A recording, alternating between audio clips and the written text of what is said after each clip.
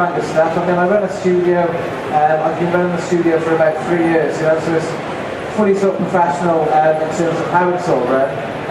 The only thing is the equipment and the kit and all that kind of stuff really is the cheapest stuff you can get. I mean, what I'm going to be talking about today is using a cheap old Canon flash.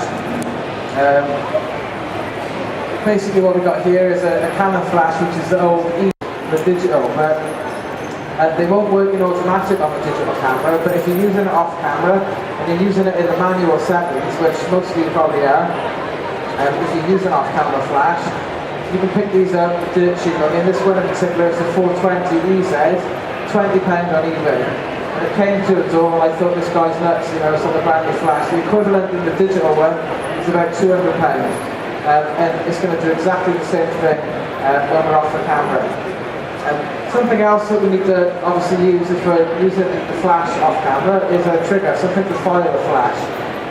This in particular is called an iShoot Sniper. These can be bought off the internet. There's a company called UK Highland.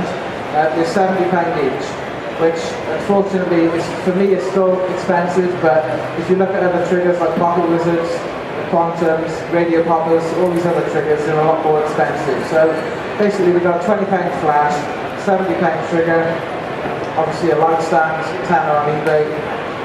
So basically most of the work that you saw there, if I'm out on location, whether I'm doing weddings, models, all that kind of stuff, this is how I'll work. You know, there's no fancy modifiers, nothing like that.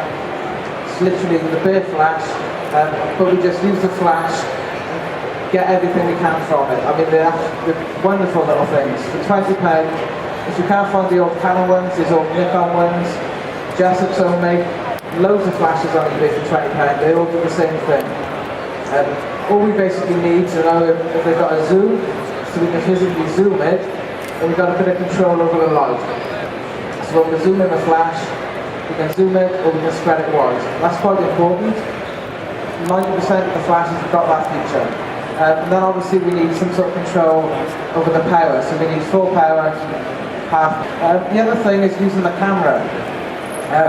Now I use a Canon 5D, which is the first one, which is about 4 or 5 years old, I think. The Canon 5D, you can pick these up now on eBay for about 500 quid. Good magazine, one of the best in the industry. That's going on. I'm just waiting for John, he seems to be getting it. I think we're okay now.